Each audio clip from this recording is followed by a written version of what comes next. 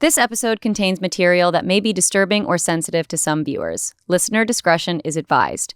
Please refer to the episode description and chapters for specific content warnings. Fesspool.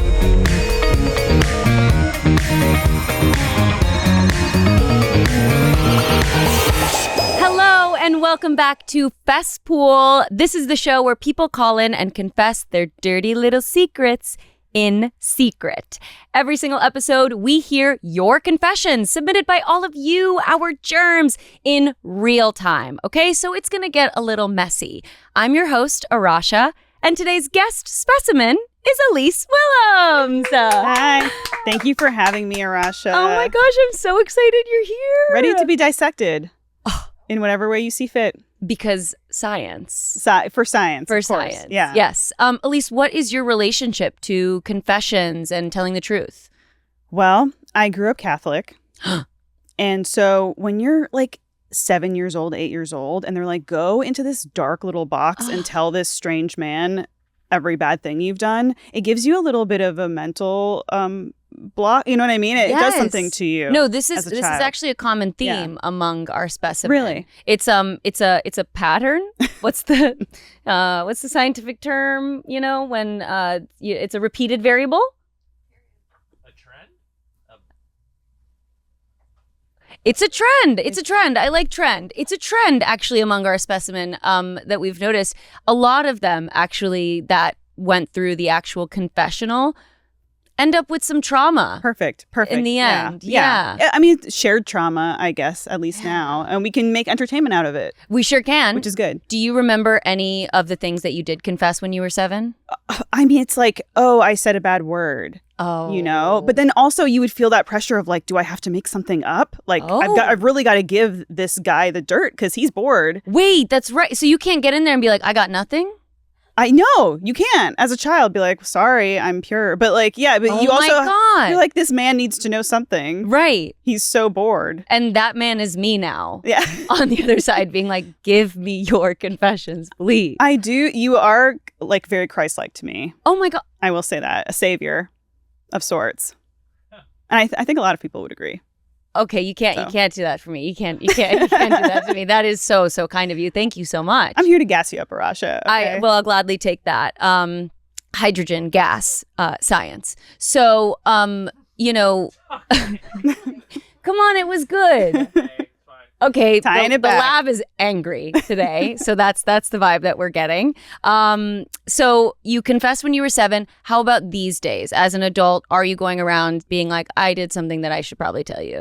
Every day of my life, I feel like I did something wrong. You know, like Same. I don't even have a real job right now, but I feel like, oh God, I'm gonna have a boss that's so mad at me. You know what I mean? Like, yes. I'm constantly feeling like I'm gonna get in trouble. Yes, and I don't know what that is about. Millennial Gen Z, like what happened to us? I think that's what I think that we were just so maybe disciplined as kids, and there was like, I don't know about you, but I was in the principal's office a lot when I was a kid. No way. Yeah, I was a bad kid. I don't believe that. What were you doing? I was just, I wasn't like doing anything like cool or fun. Like I was just like talking a lot in class. Like I would try to be like, you know, like the teacher would do something and I'd be like, I know that's right. You know, and they'd be like, shut up and go to the principal's office. Like I would try to like crack jokes. And so they would be like, you need to stop distracting the other kids. And so it wasn't like, you know, a brutal disciplining of like, you know, you need to stop hurting other people. But it was just like, you're being a disruption. I was a big talker too. And I think that was kind of also uncommon for girls. I think it was maybe a little bit more accepted for little boys. Like they're going to be talkative and rambunctious. But I was a little bit of an outlier in that way. Right. Because they expect us as like young women to be little like quiet and reserved. And it's like, you know what? We're actually going to say no to the system. Yeah. I love that for us, and like end up sitting beside the teacher with quips for some reason. No, exactly. It's like, great. Now you're getting a private show. You're welcome, Mrs. Babby. Yeah. That was my 3rd grade teacher. Shout out, Mrs. Babby. Wherever Do you are. think she's still here? I think she watches the show. You guys think? I think she used to do this thing called Babby Bucks, like when you were good, and I got none, but that's okay. At the end of the semester, then there was like an auction, and it was like, all right, you know, use your Babby Bucks because we all have like now, you know, spray paint. Like who wants to use 10 Babby Bucks on this? And you had none? I had none. That feels... I'm going to say, Mrs. Bab, don't watch the show, Babby. Don't watch the show, Babby, because I am calling you out for discriminating against me. But it's fine. Maybe no worries. Deeper worries. there. Yeah, there is actually. I need to come up with a bucks system so I can give you bucks. I'm going to say e-money. E-money! E-money. And you know what? You just got 6 e-monies. I'm genuinely feeling healed. We'll keep a tally during the show. Okay, I cannot wait for this. Thank you so much. And what I will also give you a cash for... Please, God, cut that. What I will give you points for is if you, sprinkle in a little bit of your own confessions here and there throughout the episode. No pressure, but if you want that a cash, I tried it again. Then you can confess, but no pressure. But here's the good news. We have a lot of other confessions to get to. Okay. A lot of our germs, our audience, they called in, they left their dirty little secrets. We get to hear them for the first time. Does everything on the show have another word, a code or something? We're really trying to get there. Yeah. Do you like that? I love it. Really? I love it. Suck it, Babby. She's thriving. Babby? I got a fucking theme and you got your stupid Babby bucks? Actually, she was probably spending her own money to make those bucks and do all that for the kids. Let's get to the first caller. Hey, Arasha. I've been listening to the podcast for about 3 episodes now, and I feel it's time to get this dirty, dirty little secret off my chest. When I was about 13, I was trying to figure out who I was, and, well, I'm a queer. I had my first little girlfriend, and we were trying to figure out, how to make out. So to do that, we were kissing, and then I was like, I'm going to bite her neck. Well, we were both 13 and acne prone. When I bit her neck, one of her pimples popped in my mouth. The gag. I'm now almost 30 years old, and I've never told anybody that her pimple popped in my mouth. She even asked, and I said, I don't know what you're talking about. Thank you for listening. Wow. Fuck me right out the gate, huh? Oh my God. Yeah, this is we're getting right to it. We somehow always end up here. Making out at 13 could not be me. Really? Could not be me. Because you're in the principal's office. I'm in the fucking principal's office begging for Babby bucks. I'm not thinking about how we're making out. No. What? My God. But I mean, good on them for, obviously a lot of people don't feel comfortable at that age to be experimenting, or maybe they think they're queer, but they feel like they have to suppress that. Yeah. So, I mean, good on you for taking the pimp. No, truly. And immediately knowing experimenting, but just being able to be like, oh, this is actually the identity that I think I'm going to explore. Yeah. This is what I am feeling comfortable with. I'm going to try new things. That is such a... I genuinely am missing out on all of those early experiences. It's so I'm genuinely amazed that people were able to reach these conclusions at such a young age. These heights so high. Yes. And I just want to say no shame on the pimple stuff too, because I'm 40 and I still I have a giant pimple right here. Me right here. Under my skin. That's covered in makeup. Yep. I have one right here that I had a pimple patch on all night. Oh. I get pimples constantly. Okay, and let's talk about pimple patches for a second. Because, talk about trend. Oh, yeah. People are all up on those, the little, gold star. What are they? Hydrocolloid, I think, is what the actual stuff is. See, now that's a scientific term. Sucks it out. Yeah. Sure. I always thought it was just kind of cute. Yeah. Just for fun. Just a fun little... Don't look. In case I go to a rave later. Yeah, exactly. But I'm sure that because they're now sort of up and coming, I bet kids are now using pimple patches. Absolutely, because they love Sephora. They love makeup and skincare. Yes. No, you go. Oh, well, and I bet back then this wouldn't have happened because there would have been a little star on that pimple. And it would have been a don't go here. Don't go. Yeah, she would have been let me go around that star. I'm going to take a detour. I'm going to go onto the left side. Yeah. Which, let me just go back to that for a second, is so they were trying to learn how to make out with each other, and our caller was like, "Oh, I think I'm supposed to bite. I think I'm supposed to bite someone's neck." Because we see so much in movies and TV that we think this is foreplay. This is what you're supposed to do. Yes, you're like, what's going on there? You know? And I feel like when I think about TV makeouts, it's like, first of all, it's obviously not realistic. Like, it's never going to be as cute and clean as we see. I think about that too when we take it to the extreme of like sex scenes on TV. Like, they're like done and then they roll over and they're like, good night. And it's like, that's not. Yes, and usually, like, if it's a heterosexual couple, a guy and a gal, usually like his blanket's to his waist, but then she's got the blanket like right over. Yeah, and it's like, why? And it's like, you guys are using just the sheet for that too. Like, there's just so many logistics to it. Or you're telling me they made a blanket where one side is low and one side is high? Yeah, because there's no way they're doing two flat sheets right there. Made this? No. Do you use a flat sheet? Okay. No. Confession.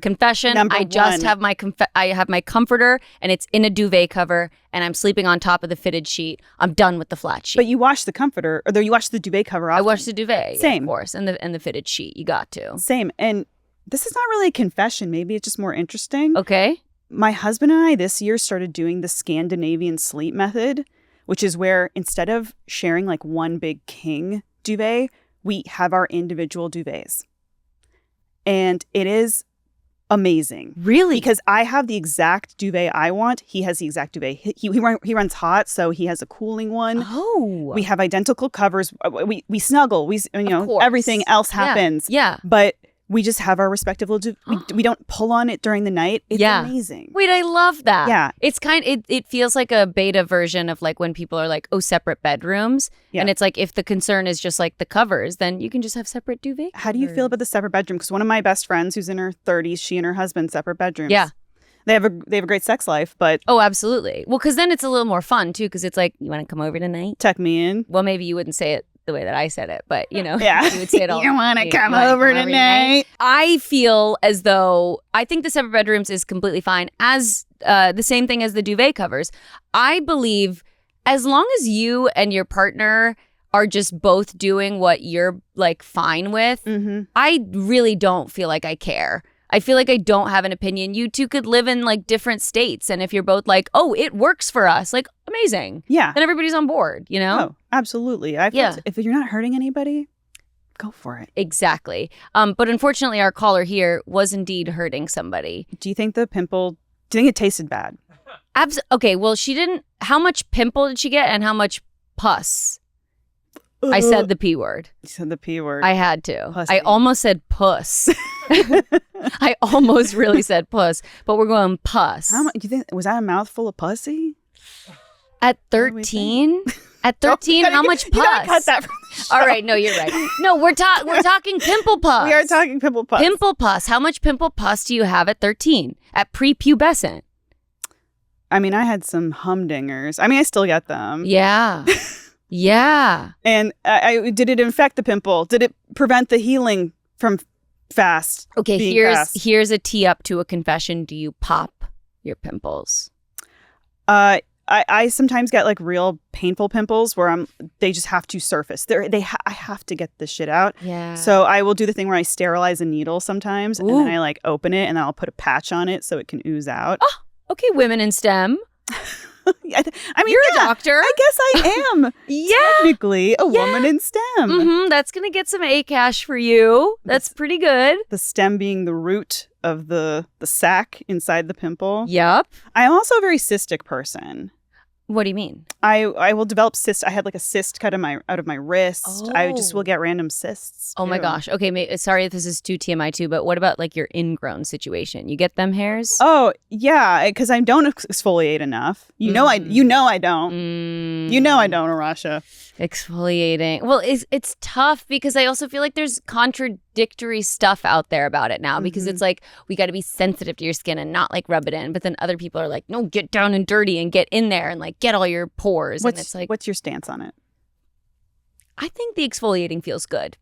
Frankly, there's my confession is I feel like I put a bunch of random stuff on my skin when I was in like maybe like early high school when it was like trendy to like start doing skincare and like, care about your face and whatever. I feel like I did a lot of different serums and moisturizers and lotions. And so now my skin doesn't really get affected that much when I put a new cream or a new cleanser. I feel like you kind of have to do that with your skin. I think if you treat it so delicately sometimes, it then isn't going to be exposed to that, those like little compounds, and then it's going to be like scared to pass that barrier. But also I'm not a dermatologist, and some people are like, no, literally if I put that on my skin, that is going to cause inflammation or something, Absolutely. We're doctors, but it's unclear. Exactly. No, we're women in STEM, but we should probably say we have no idea what we're talking about. Totally. 100%. But what we do know how to do is make out. What does that mean? When did you? Oh, I thought you meant I thought you were saying like with each other and then we have to make out on this couch. And I was like, Arasha, I literally just told you my husband and I have separate blankets. Is that what you took away from that story? It sure is. At least I told you I'm going to have you on the podcast. We're going to listen to confessions and then we're going to make out. Would you have gone for the pimple kiss yourself? No. There's no love? There's no love that would be enough? Let's be real for a second. Some of the confessions we hear on this show probably started with someone saying, what's the worst that could happen? And honestly, that's why Everything 420 is the perfect sponsor. Whether you're planning a wild night with friends, heading to a concert, throwing a kickback, or you're just rotting on the couch after work looking to get a little faded and watch reality TV, Everything 420 has you covered. Just download the app and start scrolling. You can literally do it while listening to this episode. They carry flour, vapes, edibles, bongs, accessories, pretty much everything you could need all in one place. They also carry trusted brands you already know and love, like Packwoods, Cake, Runts, Stizzy, and many more. And the best part? No more running to a smoke shop and hoping they have what you want in stock. Everything 420 delivers fast and discreetly right to your door, because some things are just nobody else's business. They've also got mystery boxes that are honestly a blast if you like trying new products and discovering new favorites. Plus, they have an entire $4.20 section. It's like the dollar store for stoners. So if you're planning your next wild adventure, download the Everything 420 app and use code Fesspool for 15% off your order. That's code Fesspool for 15% off. If you're traveling soon, let's talk about that anxious airplane mode energy. You land in a new country and suddenly you're in survival mode, wandering outside a cafe like a lost puppy, desperately hunting for Wi-Fi, or stressing over a massive roaming bill. Yeah, I used to be that person, nursing a single coffee at McDonald's just to hijack their internet. But on my last trip, I finally flipped the switch to adventure mode with Saily. Saily is an incredible eSIM app brought to you by the security experts behind NordVPN. It completely eliminates physical SIM cards by letting you choose from affordable data plans across more than 200 destinations worldwide. It is a total game changer for anyone who wants to stay connected without the hassle. One of the best things about Saily is that you only install it once. For any future trips, you just open the app and buy a new plan directly. So while everyone else on the flight is stuck waiting in a massive airport queue to buy a local SIM, copy passports, and fill out forms, I'm already online. The second the plane doors open, my maps are loaded, my ride is booked, and I'm connected instantly. Don't risk a surprise roaming bill. Turn your adventure mode on. Download the Saily app in your app store right now. Then you can watch Fesspool wherever you go. Make sure to use code Fesspool at checkout to get 15% off your first purchase, or see the link in the description below. Now back to those confessions. So, when did you learn how to make out? I feel like the jury is still out. Because I've definitely kissed people where the thing that they were doing, I was like, oh, I did not think that that's what we were supposed to be doing. Yeah. Okay. Yeah. No, this is exactly where we're going. Because what is like, I just heard this term on Love Island. What's turtle tongue? Is that where somebody, okay, that might be what I'm thinking. Is that when somebody hits you with like, I don't really want to do it on camera, but I'll do it. I will, like a, Oh, is that it? Lab? Like a quick. That wasn't even your tongue, John. Was no one watching?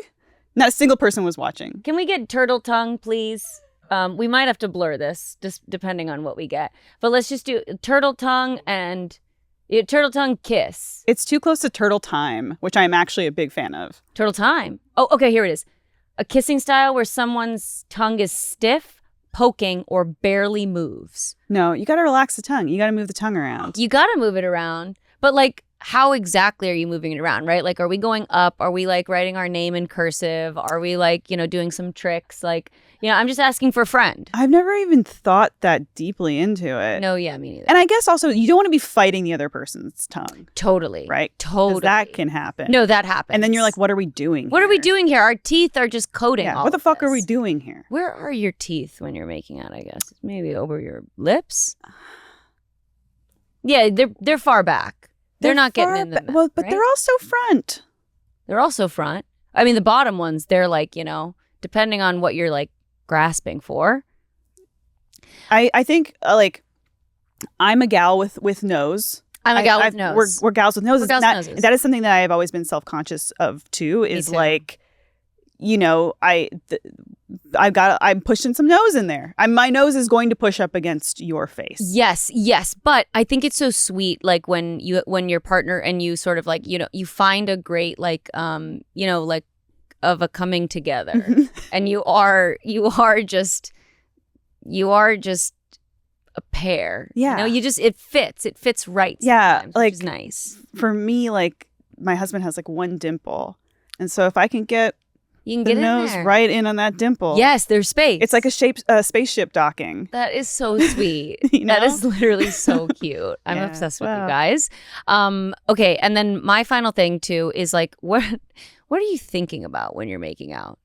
Like, do you feel like you guys are like, I'm making out right now, or are you like, I'm making out right I'm making out right now? Like, I genuinely want to know this, you guys. The lab is blushing. Wait, are you asking these questions to everyone else?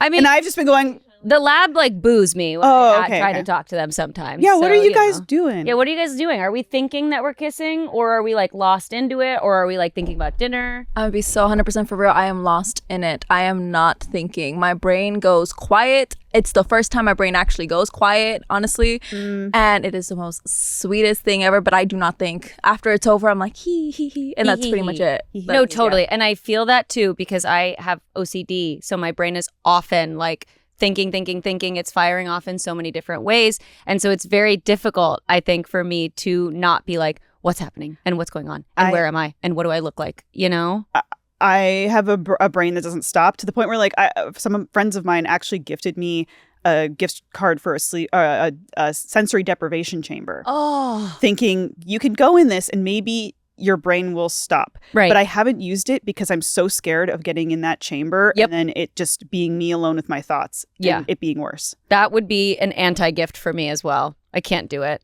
I don't want to be enclosed in any way. Do you open your eyes at all when you're making out? Like, okay. Okay, like Do you ever sneak a peek? sometimes. Okay, yeah. No, that's what I'll do. Is like I like sneaking a peek sometimes because it's like, oh my God, cute. Like you're kissing me, like. Sometimes I just can't believe it. So yes, exactly. It's like, oh my God. And it's like a Yeah. little hot, like you're like, oh my God, whoa, this person's so attractive. But I don't want to keep my eyes open for longer than a second. And I don't want his eyes to be open because then that's a little scary. Yeah. And if you make eye contact, I'm pulling away. Oh, I'm yeah. like, get what are we doing? Because, that would be a mortifying moment, especially Yes. a new relationship and you open the eyes and then you see their eyes are open. You had your eyes wide open. Why were they open?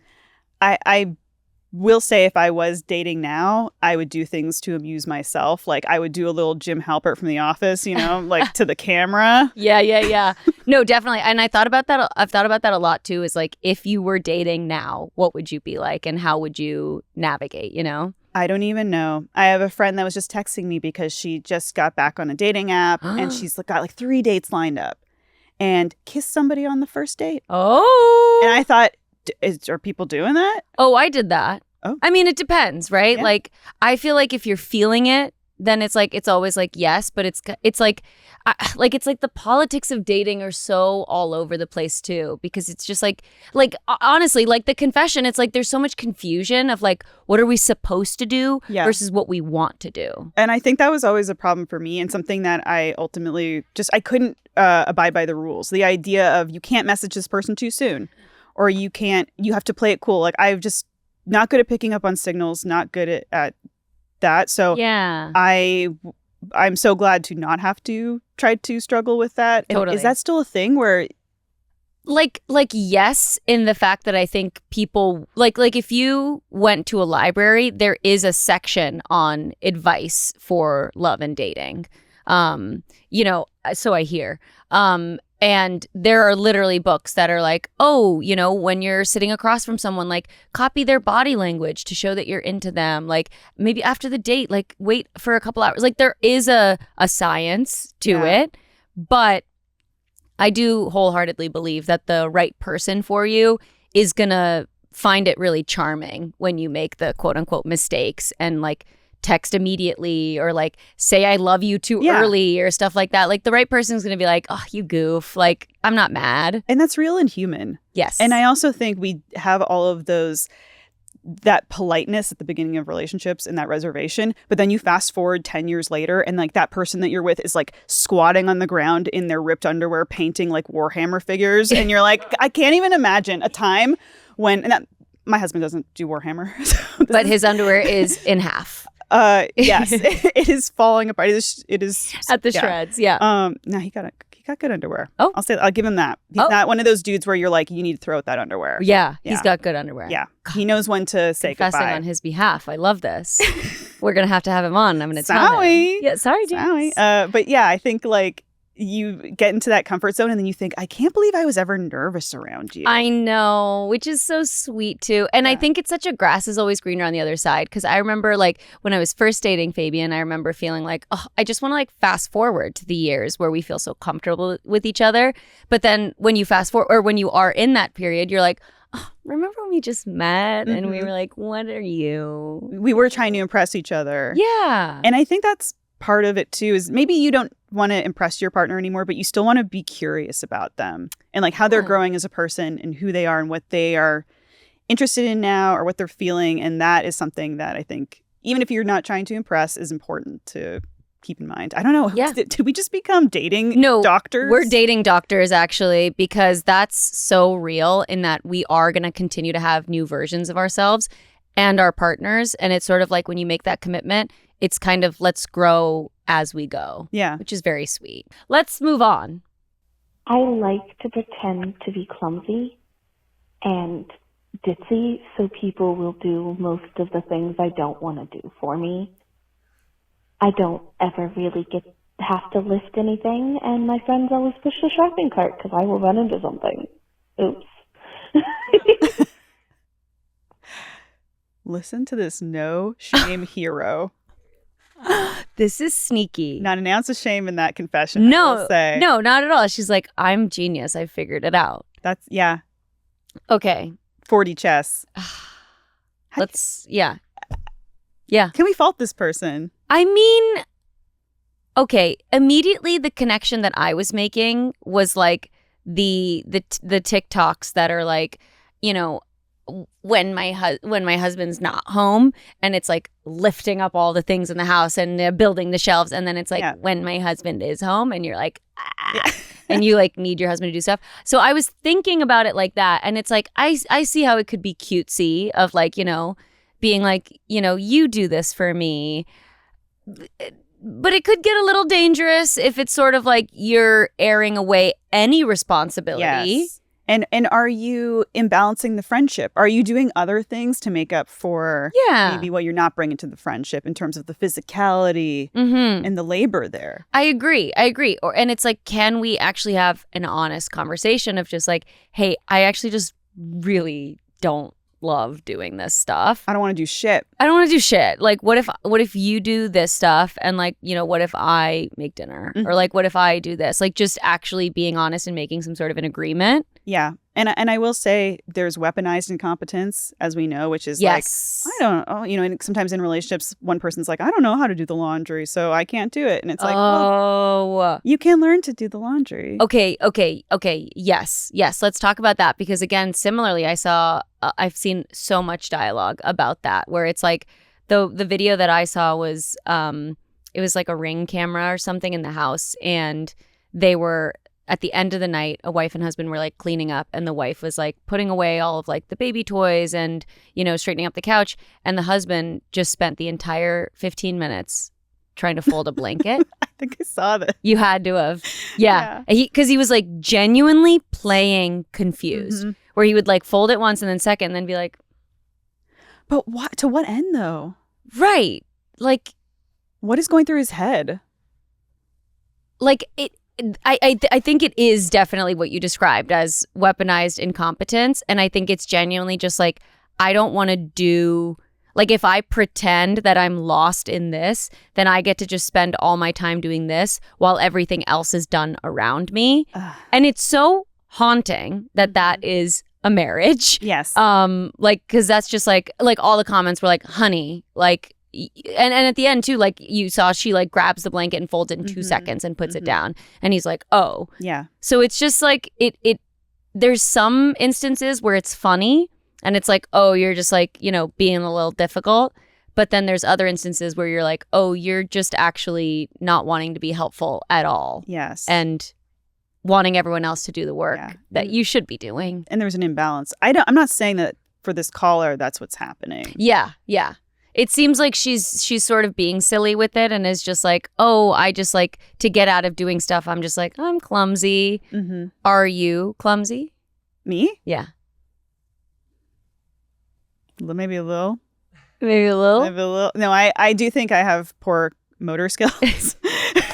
Like you fall. But I think I'm pretty hardworking, and I yeah. do like to be helpful, and I try to, you know, especially my home, you know, I'm and I like to lend friends hands and whatever. Yeah. But I do the thing too, though, that you mentioned earlier of, if I'm alone and I want to put down this area rug, I can lift that couch over my head. Oh, yeah. But then if I'm home, I will like ask my husband, hey, this. Yeah, you do it. And I'll cheer you on, you know, or like I'll help you. But like, you know, you're definitely doing a little bit more. Yes. Like, it's like there's a line. There's a line with it of being playful. And then and I think maybe what the line is like, again, being honest about it in a way of not being like, oh, I can't do that. Can you do it? Or just like, or genuinely just being like, I don't really want to. Could you? It's my willpower. Yeah. And I will be honest about it and just say, I just don't want to do it. Exactly.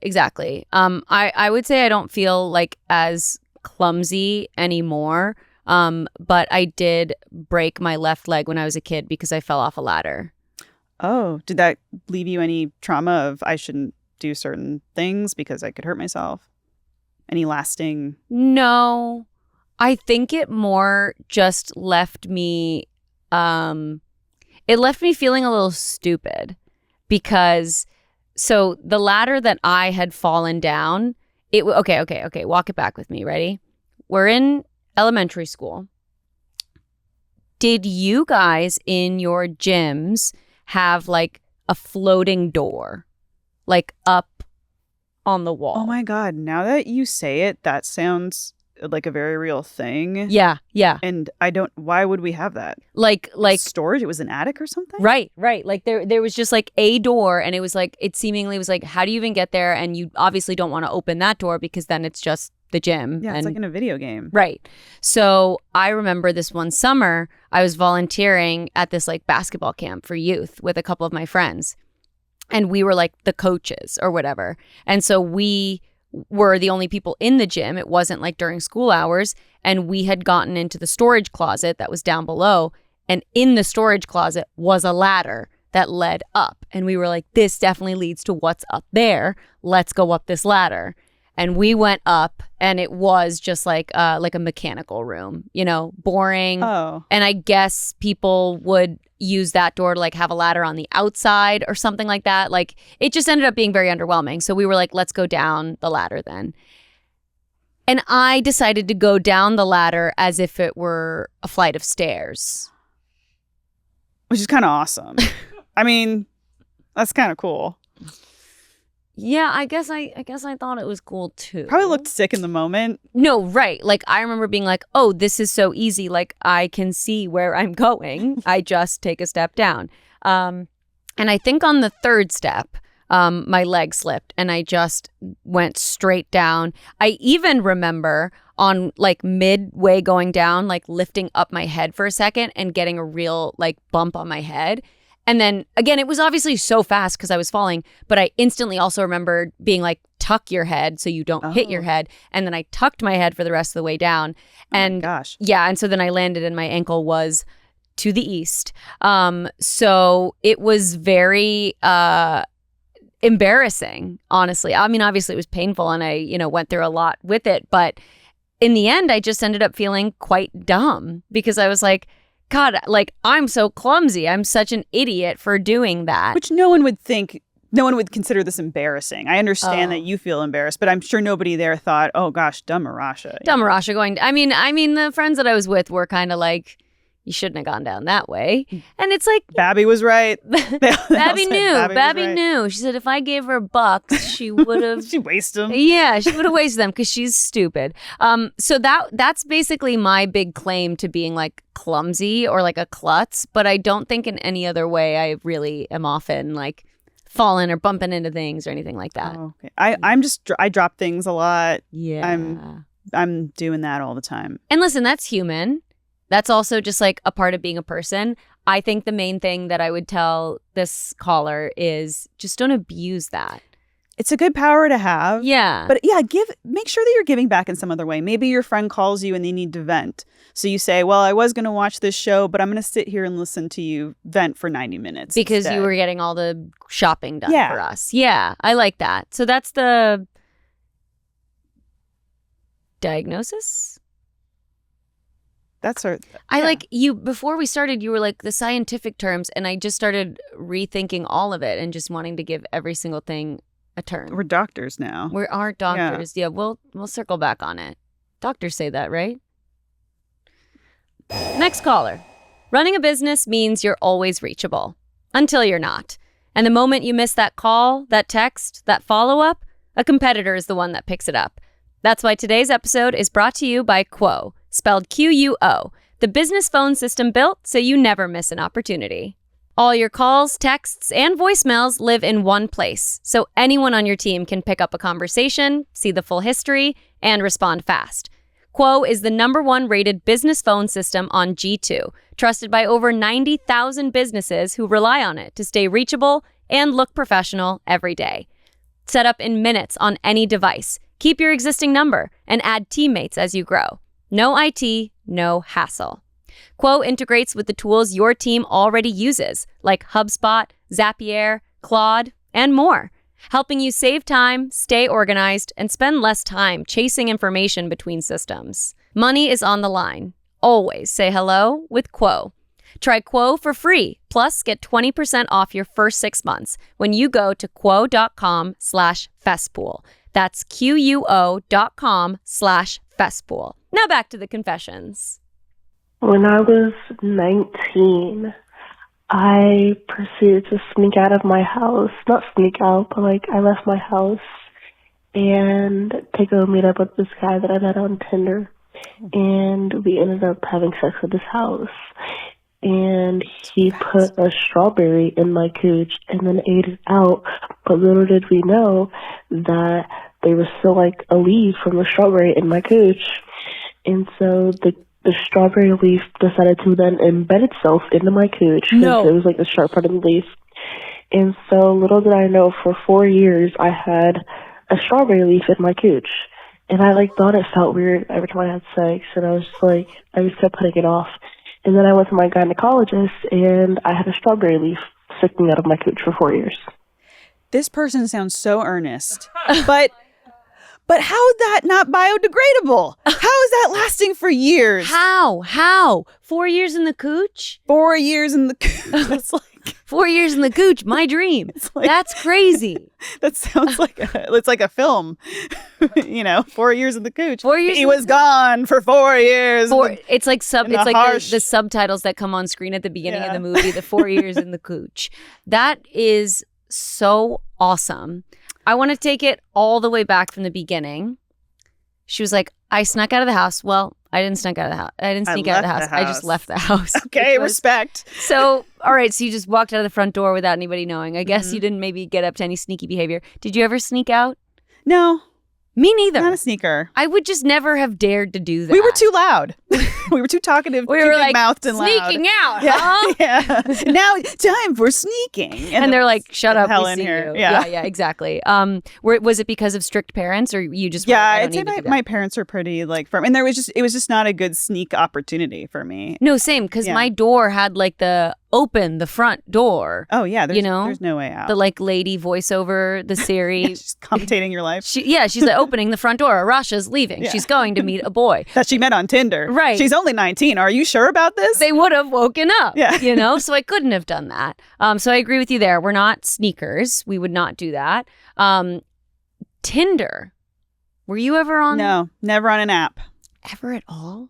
Too old. So too old. And now I can't even imagine like doing the vulnerability of doing that. Yeah. And then the hookups, because they were like, well, yeah, we met.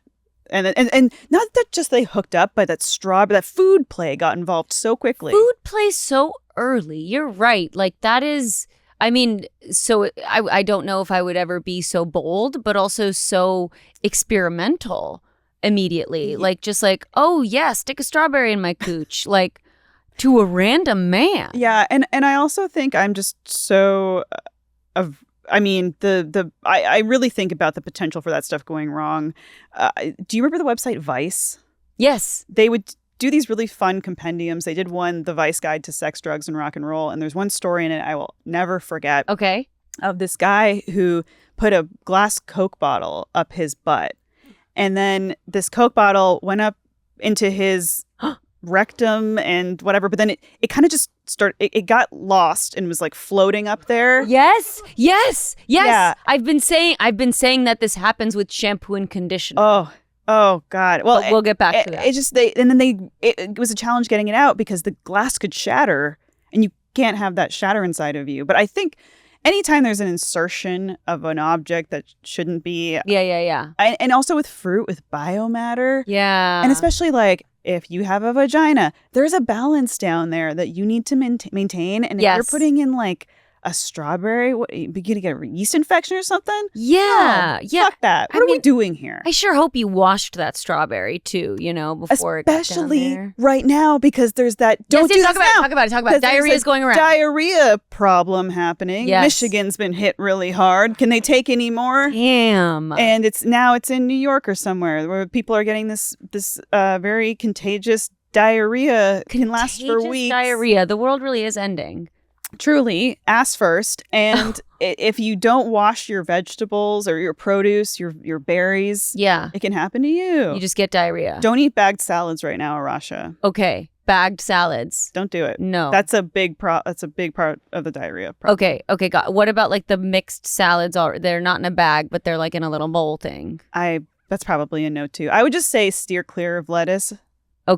Okay, no lettuce. And how long is the diarrhea sticking around? Could be weeks. Could be weeks. You might need antibiotics. Weeks of diarrhea requiring antibiotics if you don't wash your fruits and vegetables. This is just what I'm hearing. Yeah. As a diarrhea expert. Yeah. No, you're just doing the research and you're gathering it. As a woman in STEM. Exactly. It's good to know. My last question for you is, would you rather have a strawberry stuck in your cooch or in your butthole? This is a great question. I think the butthole, because then I could release it. I could force that out. Yeah.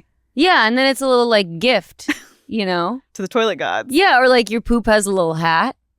Something special. Yeah, a little bang. Something to remember. Yeah. Did you ever eat a coin as a child? Yes. Same. And then you see it in the toilet and you're like, hey there. But I don't have any memory. I remember eating the coin, but I don't remember it coming out anywhere. You're coined.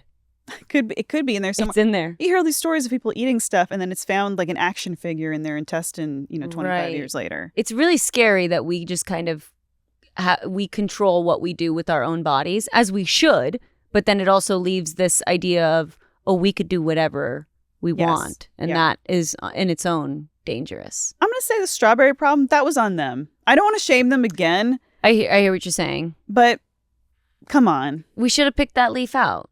Pick the leaf out. Pick the leaf out. Take the leaves off first. That too. And the strawberries have the little seeds on them. Okay, I'm trying to come up with the logistics of this real quick too. Like, did he put the end of the strawberry in there, and then like he was trying to like get it out leaf first, or did we put it in leaf first so that he could take a bite out of it, and then the leaf was in the cooch? I think the latter. I think leaf first. That just doesn't feel like something you would put directly in. I agree.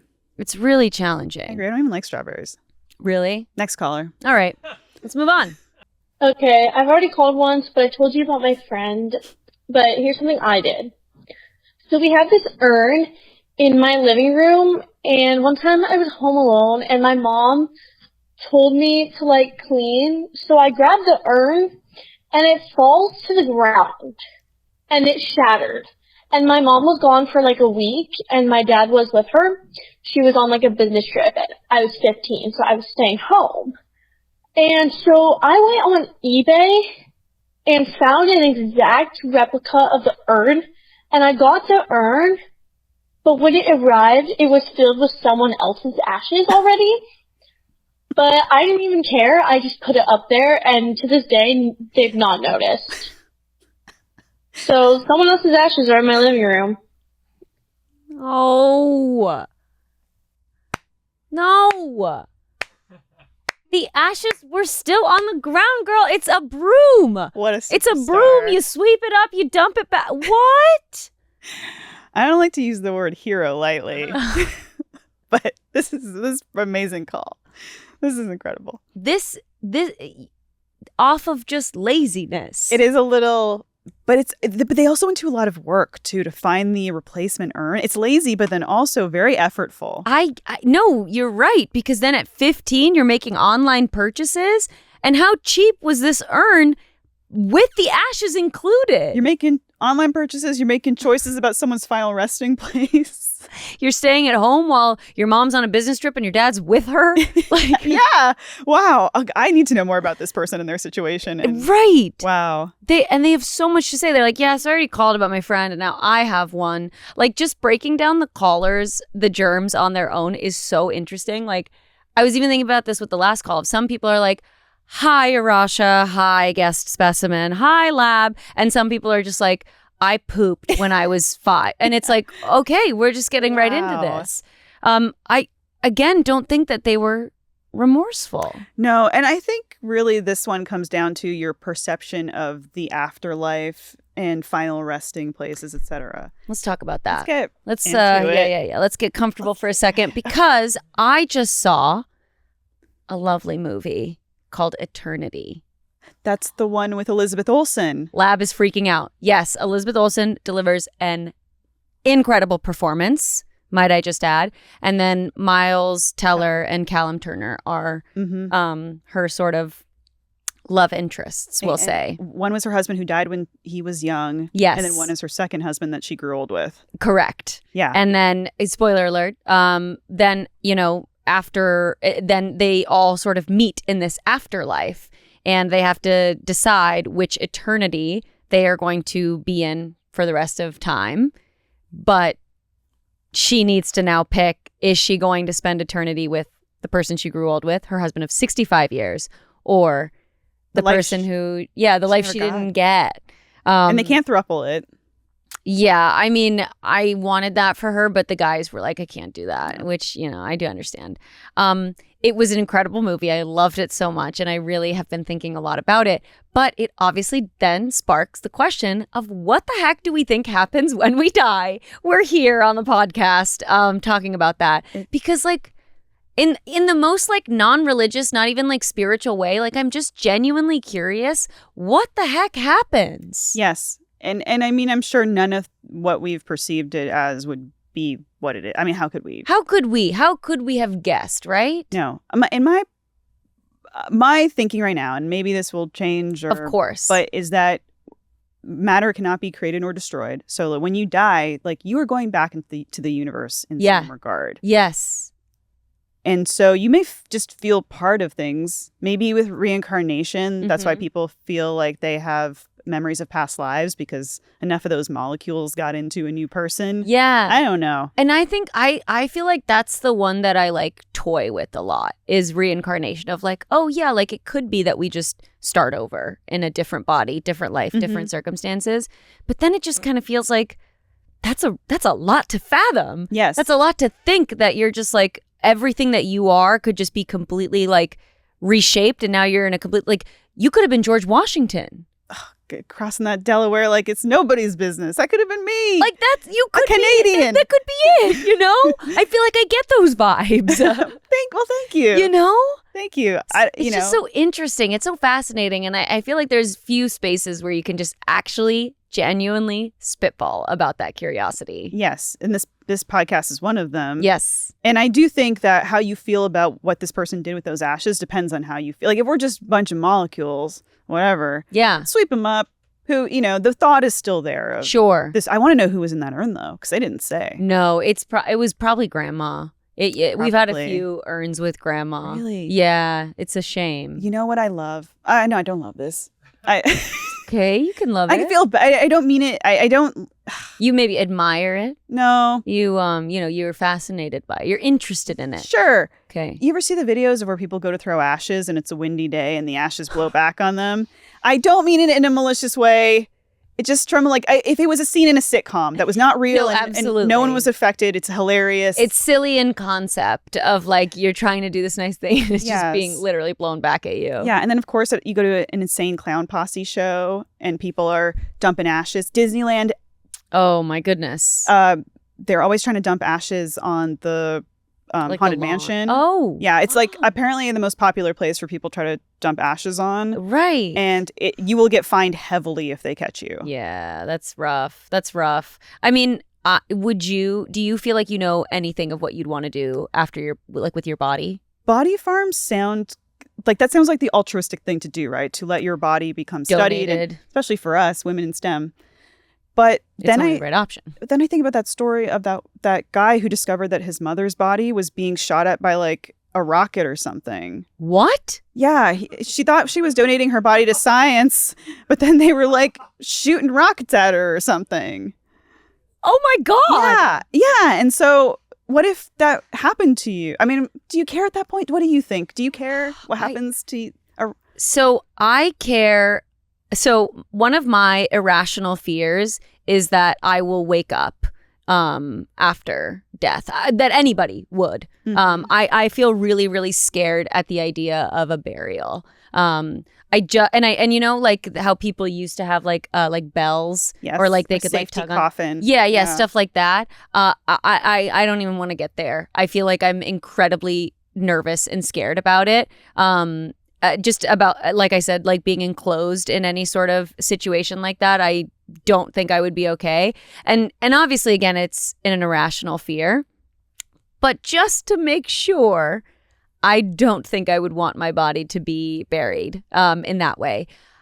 I do believe in my current state that I would want to donate all of my organs and, I guess whatever else they would maybe want to use from my body, and then sort of just, be honored in some way of like, being cremated and having like an urn, or just like, I don't think that I care as much about like my physical being as much as it's just like, you just want to be remembered. Just remembered. I think you're right. Is it bad that I worry that if I donated my body, somebody would look at it, appraise it, and think, there's nothing here. This is trash. We can't use any of this. It's not a bad thing. That's not a bad thing. It's a life well lived. Yes, exactly. I mean, because so many people too, they feel as though like the body that you end your life with is so symbolic, right? Mm-hmm. It's covered in tattoos and scars and like just all of this stuff that encompasses your life. So in a way, it's kind of like you don't want to cremate that. You don't want to, splice it open and have all of these parts taken apart. Like I think you kind of have to create your own meaning, which does circle back to what we were discussing with the afterlife, is what everybody is kind of going around believing, whether it's heaven or hell or reincarnation or nothing at all. I think that we all just sort of find what makes us feel most comfortable and what gives us enough purpose in life to where we will lead a meaningful one. I think that's why faith exists, right? Yeah, I think it exists to have something to hold as a creed in your life. Yeah, I guess, or just be good to people. Because then it's just sad to be like, oh, we just close our eyes and just kind of fall asleep forever. Yeah, that's it. You know? Sometimes I'm like, oh, can use a break. Yeah. But I'll sleep when I'm dead. You can do some crazy stuff now. Like you can get your ashes shot up into a firework. Hunter S. Thompson did that, the author. Uh-huh. You can do some pretty elaborate stuff. And of course, you get it pressed into a vinyl or Sure. But whatever. see, then the worry is like, you got to just trust that someone's going to follow through on that. Yep. Or we're going here. Do you believe in ghosts? I want to. But you've never had like an experience? No. Me neither. Is it because we're so science-minded? I think it's because we're so intelligent and hot. Yeah, probably that is what it is. Yeah. Somewhere what was her name? Your teacher? Miss Babby. Miss Babby's like shaking her head like, I don't She's think like this so. fucking idiot. She's like negative Babby bucks now. I'm in debt. I think the question for that person who dumped those ashes, would the deceased have thought it was funny? Because if they would have, you're in the clear. I think so. Yeah, I think that is where we'll leave you, Germ, is whoever it was in that urn, if they would have been like, that's funny, or I like what you did, you're okay. Yeah. If they would be upset, you're a bad person. Oh, okay. I feel good about that. Oh, wow. Yeah, that was harsh, but okay. Yeah. Yeah, no, I think we solved that one. Should we move on? Let's do it. In elementary school, I got bullied relentlessly by these two older kids that lived down the street, and they called me the F slur every single day on the way home from bus, or the way home on the bus. And it was something I dealt with, but was putting up with pretty okay for a while. Then sadly, one of my friends, to try and get some clout with them, I guess, joined in and started calling me the F slur on the bus as well. I ran home, cried to my grandmother one day because it was just overwhelming me. It happened for well over a year, and I was just not processing it well. She told me to stand up for myself, but I didn't really know what that meant. And so I get back on the bus the next day, and I find out that friend of mine that's been joining in and calling me a slur, he actually has been diagnosed with a small tumor on his chin, about the size of a grape. And from what I'd heard, it wasn't cancerous or something deeply concerning. It was just, a problem for him. And it kind of hurt a little bit. So he comes up and he calls me the F slur again. And I don't know what possessed me to do this, but I then lightly smacked his tumor area and said, "Tumor." I hit it about as gently as, you'd burp a baby. But that did not diminish how alarming this was to everyone on the bus. People started laughing. He then called me the F slur again. And so I continued to keep smacking this tiny tumor and say, "Tumor, tumor," every time. He got misty-eyed and teary. And, I still to this day do not know how to process the fact that I slapped a kid's tumor, saying tumor, tumor, tumor all the time. I don't know if him calling me a slur justifies that at all. Is this what this show is? we always get one of those from the guests. Yeah. Tumor. I thought he was going to be like, and then I got home and my grandma called me. I was like, that would be the funniest trajectory. Yeah. But then my grandma slapped me. It's like a mistake. Yeah. This is loaded. It is very, I will say, to begin with, it is incredibly devastating. Are we supposed to make a moral judgment on this? I'm not sure. Oh, no, we do not have to do that. Okay, thank God. No. We can simply just talk at it. We can talk about it. We can just talk about our feelings, because I'm just feeling disturbed, I think. Yeah, the tumor was benign. Yes, the tumor wasn't cancerous, but that doesn't mean it wasn't painful or, in any case, embarrassing. Yes. We are having a bit of we have another trend here with fruit, strawberries, grapes. Oh, yeah. Just saying repeated variables. I'm going to say, just to answer the question where I want to go with it, I don't believe it excuses behavior despite behavior that's done to you. Like this happens a lot on this show too, where people are like, this person did something bad to me, or honestly, I feel like it happens to the internet. So too. you retaliate, and you retaliate. It's acceptable to retaliate. Yeah. Yes, and we see it a lot, right? With like, let's say with people that are like, you're angry at somebody. They did something to maybe like another person, or you're just angry at their actions. Then everybody starts sending like death threats to that person, and it's like, that's not the answer.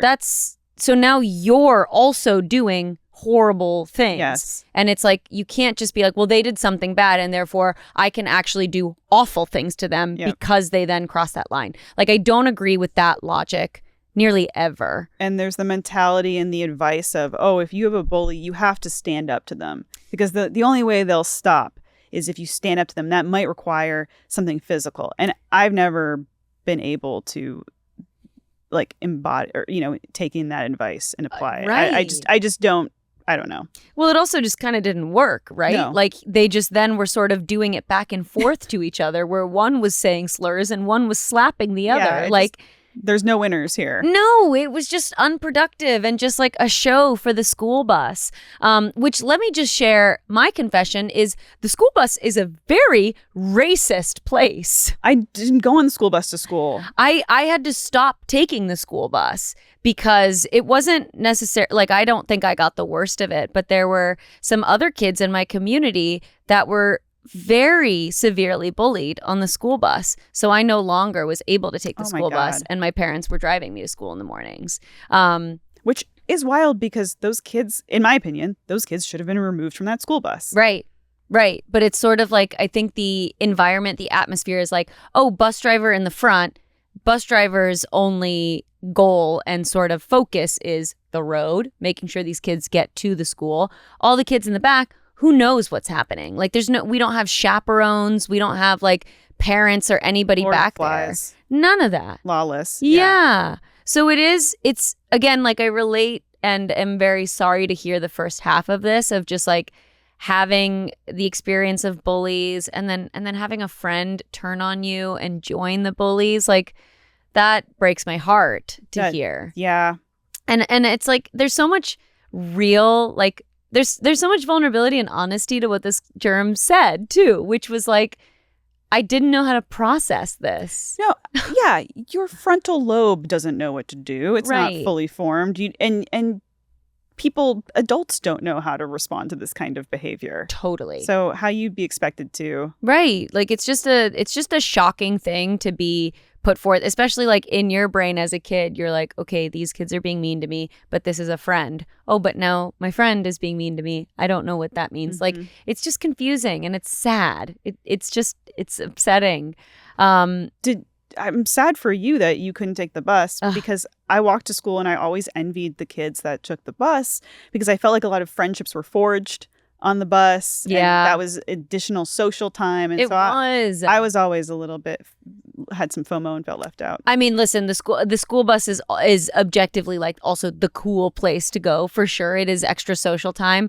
I have a funny confession, actually, that was on the school bus. This was when I was in elementary school, so before kids got the creativity of being rude to each other. We had assigned seats on the school bus, and we had these like name tags that were magnets, and they would be attached to sort of like, the seat would be here and then the two magnets would be above each other. And I'm trying to remember the story in real time as I'm telling it, but I remember a funny like joke that the kids would love to do was like, oh, like, you're supposed to stay seated when the school bus is moving, but like sneakily stand up and like switch the magnets, like who's on top and like who's on the bottom and stuff. And the kids, we would all like kind of do this and whatever. And the bus driver was getting so upset with us. And he was like, sit down, like do not do that and whatever. And I remember like the kids on the bus egging me on to do it next. And they were like, you do it, you do it, you do it.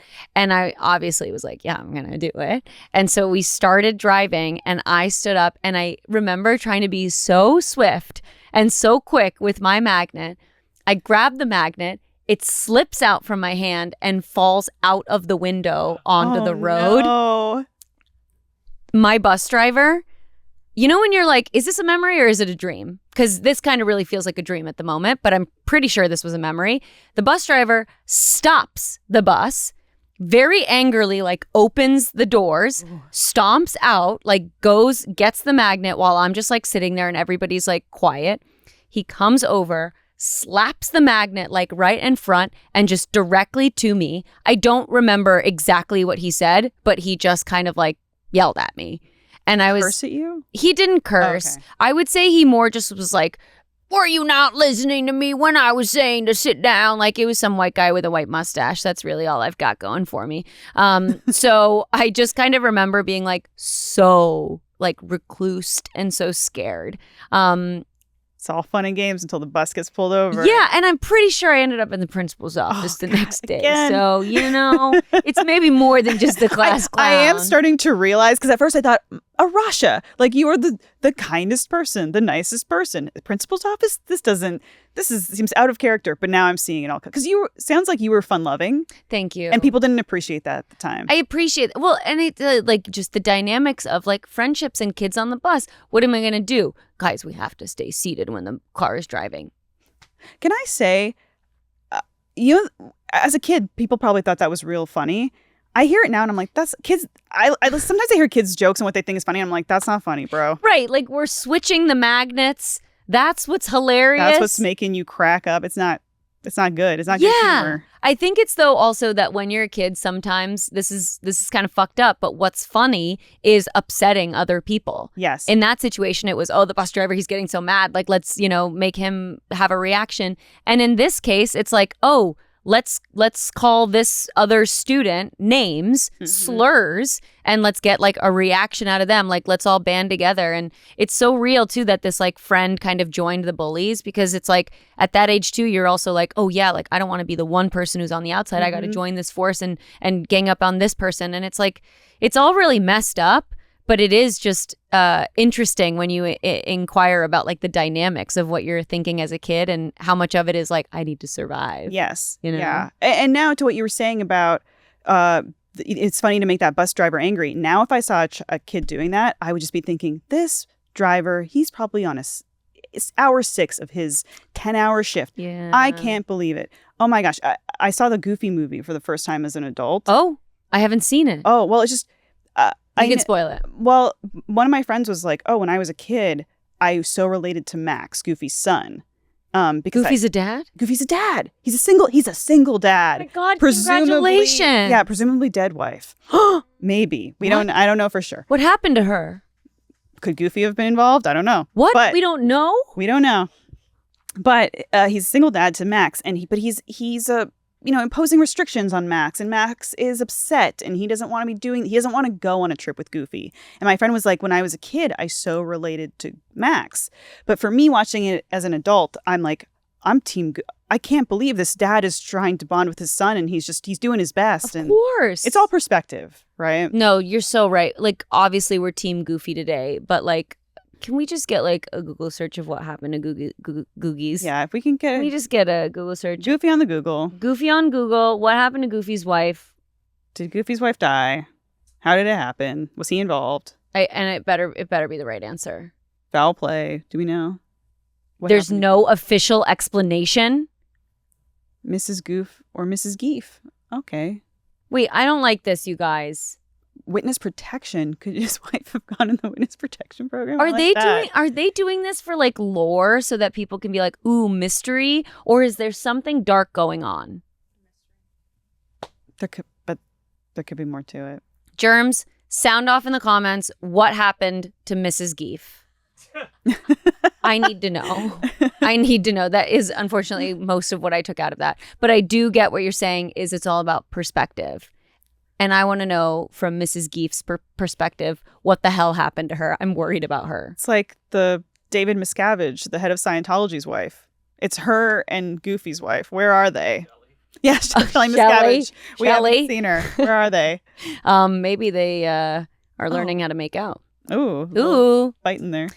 All right, let's move on. Next caller. So when I was in high school, about 15 years old, I used to run one of the biggest Tumblr nude submission pages. Of course, nobody knew at the time that I was 15 or 16 years old, and I had people of all ages that should not have been sending me these photos submitting and sending photos, requesting shout-outs. It was a time to be alive as a young teenage boy, getting photos of naked, beautiful women when I was a young child. This was years ago.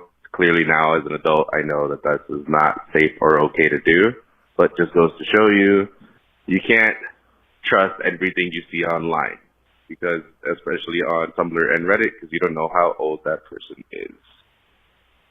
Love you, Arasha. Thank you. Love you, Arasha. Okay. Wow. At first I thought they said news, like they ran the most popular news Tumblr, and I was like, whoa, like that kid, we've got a kid executive here. Yeah. Okay, CEO. This is interesting. So they ran. Okay, were you on Tumblr? No, not really. I wasn't really either, but obviously I know Tumblr lore. Yeah, and then the Reddit, there's still like a Reddit now that's Tumblr posts just on Reddit, I guess. Okay, wait, I'm making this realization in real time. Is Reddit, like, did Tumblr become Reddit? No, they're separate. Yeah. They're separate, but it's like, I guess the same thing? It's like technically a forum? Most of the Tumblr people are probably now on Reddit. Whoa. Never thought that was the same audience. All of our Tumblr. But Tumblr's back though. Yeah, there still is a Tumblr. Tumblr's back?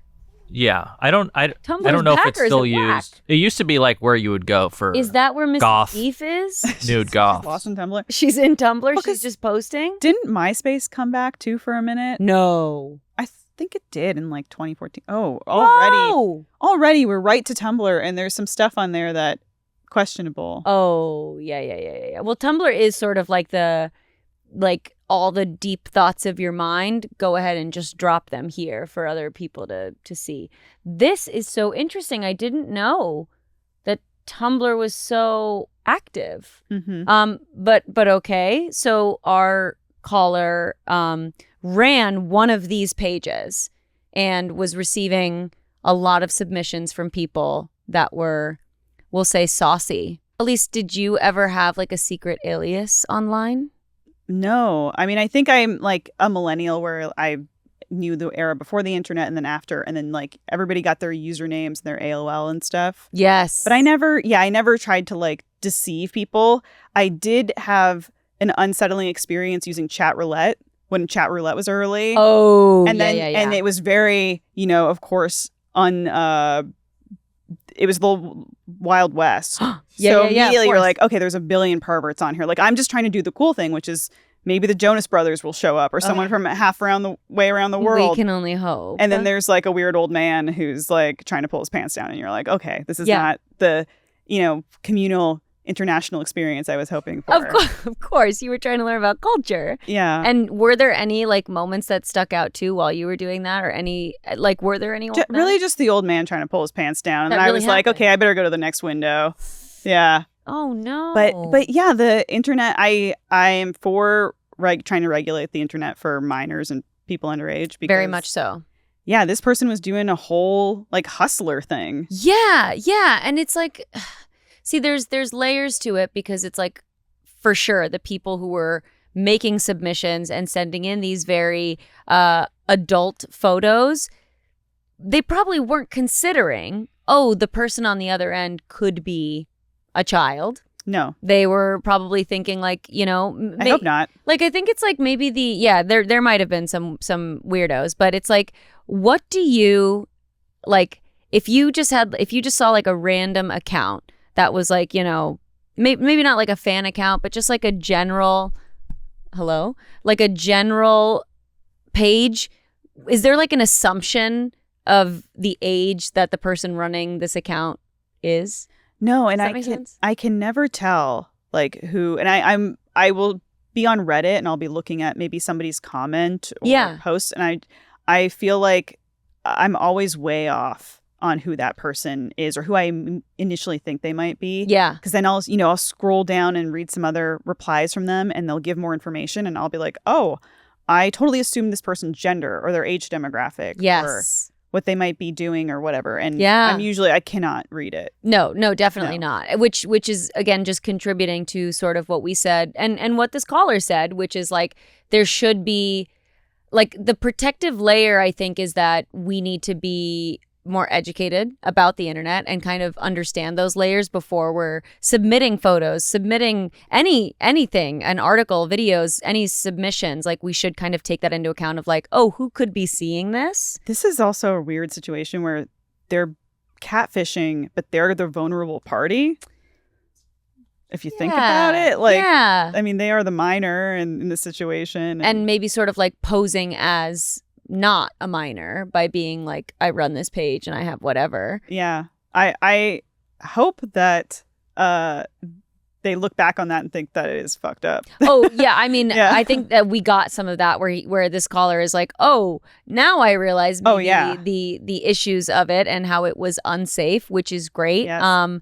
But it's also, I'm sure, very confusing and then like tricky to process in your adult life, because then you're like, I saw all these things I was exposed to so much.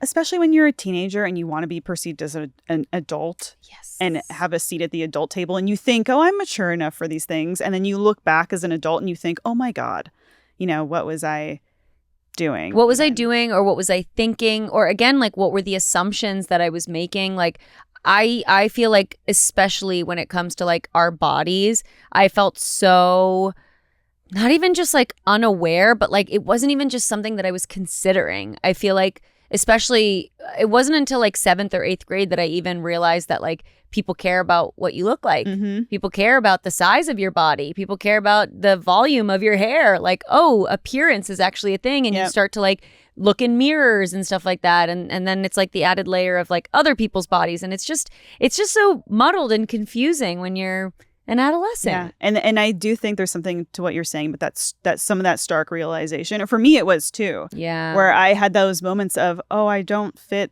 the bill of what people find conventionally attractive.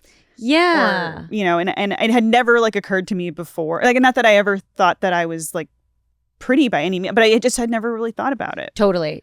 And I think it's so interesting thinking about kids now because they don't have any gap of time with the devices. No. They are very early on being exposed to that. And for me, what's troubling about it is like, I believe if TikTok was around when I was in middle school, I feel as though there would have been a layer of protection that I would have had of like, oh, this is the stuff I'm supposed to wear. Mm-hmm. Oh, this is like how I'm supposed to do my makeup, and I'm supposed to straighten my hair, and I'm supposed to do this. And it's not in the sense of like you have to fall in line and do what other people do, but at that age, you kind of are just trying to fit in and you're trying to follow what everyone else is doing. And it's difficult when there's no outlet or resource or education that you can get to feel like you're not an outsider. Absolutely. I still think it's a problem as an adult. Yeah. So it's magnified as a kid. Yeah. I still go on social media and I think, oh, I am not doing life right, or I compare myself to someone. Yeah. And I try to be on it less and less for that reason. Totally. I actually don't feel, I've been saying this a lot recently too, and this is a great confession, I think, for me, and it's a bit of a flex.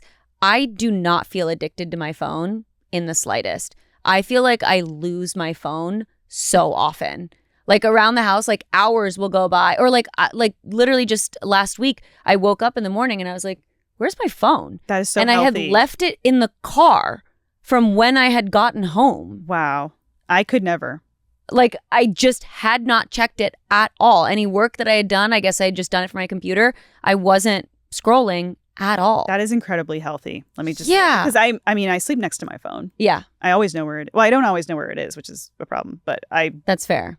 usually like to think I know where it is. Yeah, yeah. But it's tricky because it's just like it is all around us. And it's like, in a way, you kind of do need your phone to survive, like to have your alarm clock and to have like your reminders and, you know, communicate with people and stuff like that. Like it's, they said this in Toy Story 5, which have you seen yet? Yes. Yeah. Incredible. Oh, it's I was great. sobbing in the theater. There isn't a bad Toy Story. No, there isn't. But I think this one was the most emotional for me. I was truly tears going down. But they said this in the movie that I really haven't stopped thinking about as well.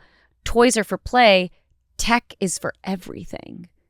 And it's like, yeah, it's kind of surrounded our lives in the way that, like, even if it's not scrolling, it is texting. It is searching something. It is like experimenting or exploring. There's a lot of good things that you can do on there as well, but it's like it's hard because it gets really murky because there's so much. Yeah, so ubiquitous in ways you don't even realize. Yeah. It is immersed in something. Yeah. And I don't want subscriptions for everything. I feel like that's probably has come up on here before, but No, it actually hasn't. That's a great take. I'm done with like your car shouldn't need a subscription. Oh, you know, yeah. and- But what about like Netflix?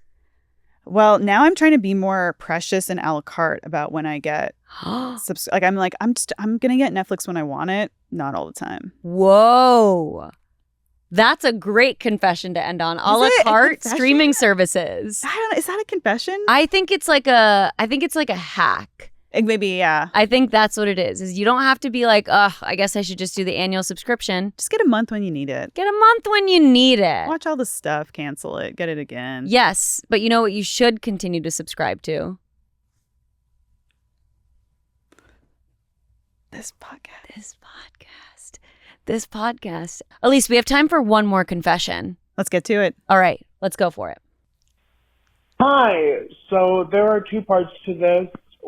One part is known within my family, but the rest of it is not known to anybody. I think when I was like elementary school age and longer than normally somebody should, I used to have a really bad problem of pooping my pants. And I was underwear age, and like I kept getting threatened, like, you're gonna go back in diapers. And it's like, I'm in 6th grade, you're gonna put me back in diapers? But I did still have that problem of pooping my pants. Near the end of elementary school, I realized I was gay. And then in the beginning of middle school, the pooping my pants stopped, which, you know, is easily explainable. I grew up. Bleep my name. Oh no. He grew up, and I had discovered fingering myself, like my butt with my fingers. Because it's not going out, it's going in. And that kind of scratched the itch of the root cause of why I pooped myself, was because I liked that feeling. And so I replaced poop with my fingers pretty much in my life. I'm gonna kill you guys. No goodbye after that? And yeah. Yeah, I don't know how you end that otherwise. Oh my God. They got to the root cause. They self-diagnosed. They sure did. They went to the root to find the root cause. Is it called fingering back there? Is it another term if you're doing that to your you know? To your bungus? I don't know. To your bussy? Yeah. Is it are you bussing? Are you bussing? Bussing. Yeah, you're bussing. Is that it? I don't know. I think so. Are you bussing, Lab? Do you like that? Because like English people say, I'm buzzing. Oh, bussing is when you That's you know. busting, isn't it? That's busting? Bussing? Germs, sound off in the comments what it's called when you touch your butthole. And actually, don't fucking comment that. But do something else for engagement. Yeah, do something else. Comment down below it's about Mrs. Geef. We're sticking with Mrs. Geef. Mm-hmm. Don't talk about the buttholes. Mm-hmm. But we're going to talk about the butthole for a second. Pooping the pants. Listen, We've all been there. Yeah, I mean, I don't have a I don't have a memory of. I talked about pooping my pants on here when I was in like daycare. Oh, okay. You know, but still, still young, and that's my memory of like, seeing the smear on my Dora underwear. But I don't think I have another story after that. Yeah, like I've never sharded. Oh. Yeah. Letting it out and then being like, I should check my underwear. You ever been kind of sick and then sharded? No. Me neither. So you're sharding when you're sick. Well, if your stomach's bad enough, Arasha. Sure. Everybody sharts. Lab? Do you guys shart? Lab? Be honest. You be shart. No. John does not shart. John, Well. It's you and me. It's Asians. We don't shart, baby. It's tight. It's tight. We hold on to it. So it sounds like this person Yeah. developed an anal fixation. Could we say that? I think we can say that. Because I think that's what they're confessing. The whatever, glands and nerves down Sphincter there, muscles. Yeah, are being targeted by the poop, then got replaced. Yes. So when they were pooping, they liked the feeling around their butthole. So I was toying between butthole and bussy, and I went butthole. So they were messing around with their butthole, and then they realized when they put their fingers there, they were like, oh, that achieves the same thing. We don't know what to say, so we're just like, how can we? We're being scientific about it. We're being as concrete as we can. And yeah, my best advice based on earlier conversation would be don't stick anything else weird up there. Yes. But also develop a healthy relationship between your fingers and your butthole. Mm-hmm. Like there's freedom and there's free will, but there's also, boundaries and safety. Self boundaries. It's kind of like when you masturbate a lot too, it's like you gotta draw lines. Yeah. But there's a right time for everything. Absolutely. I feel like there was something else they said that I wanted to get into, but So they said their family knew about probably the half of it, which that they were pooping their pants at diaper age, but then also at underwear age. I'm going to say that the family is probably just happy that it stopped. Oh, definitely. But there's no way they know about they learned about the fingers. Yeah. No way. How often is the finger happening? Well, if the poop in the pants is often and every day, you can only replace a habit with another habit. Yeah. I'm just thinking about like myself, because they said they were in 6th grade. And I just think about, being 10 years old and I can't stop to deal with the poop. No. Well, also, I feel as though this is what I hear is, when you are going through puberty, you also don't know really like how to limit yourself in that way. Yeah. You're just like excited. Yeah. And you're like, this feels good. Overwhelmed by hormones. Yes. Right. Like, oh my God, my body can do this. Yeah. And this is seemingly a good sensation. Why wouldn't I continue to do it? Mm-hmm. So there's, again, a lot of experimentation, and exploring. And they didn't say how old they are now. So we don't know how long this is going on for. Right. And we don't know if this was just something that stayed, like when you used to like love stuff as a kid and then you grow out of it, like could be that, or they just maybe found somebody else to finger their butthole. Just be careful. Just be careful when bussing. Just bus with caution. Yeah. It all comes back to the school bus. The school bus. Because you don't want some driver, metaphorical, of course, to come and stop the bus and then scream at you. Exactly. Elyse.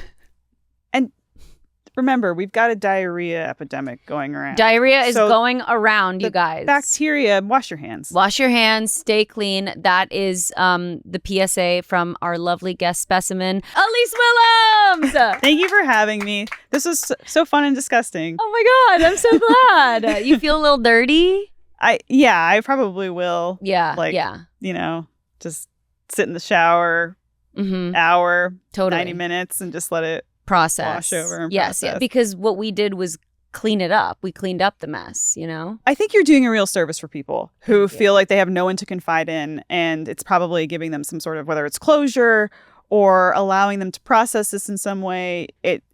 I'm not being facetious. I think it actually is probably something that's very nice for people. Thank to you. Call you and feel safe calling you. I that is the space that I'm trying to curate, Yeah. which I really appreciate you saying that, is like there's a space to be like, I've never told anybody this, but like I did this crazy stupid thing as a kid. Like there does need to be an area in which you can just say stuff out loud and not feel like everybody's going to turn on you. Yes. And I hope the people that the germs today felt like we were being teasing and playful, of course, but not judging. Like, takes a lot of Absolutely. courage to even make this anonymous call. I agree. And I'm sure they're going to appreciate you saying that. But at least tell all the germs where they can find you. What would you like to plug, promote, talk to us? Well, you can find me on social media at Elyse Willems, though I go on social media less and less. I'm oddly trying to go on it more, which is a weird thing to say. I mean, that's fair. Yeah. The industry. And I do a weekly podcast called Answer For It that you can listen to on basically any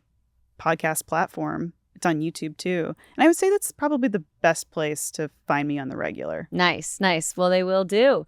Well, thank you, all of you germs who were the callers behind the confessions today. We really appreciate you, like Elyse said, having the courage to get it off your chest. If you were listening or watching this podcast and you were like, wait, I have a dirty little secret I would like to confess and get things off my chest, then you can call the Fesspool hotline. The phone number is going to pop on screen, but also Elyse is holding up our lovely pillow that a lovely germ created for us. The phone number is 213-421-1964. Call, confess, leave your confession behind, get it off your chest, feel all the good feelings that we are helping you release here today. Thank you all so much for watching Fesspool, and we will see you next Thursday. Bye! Fesspool.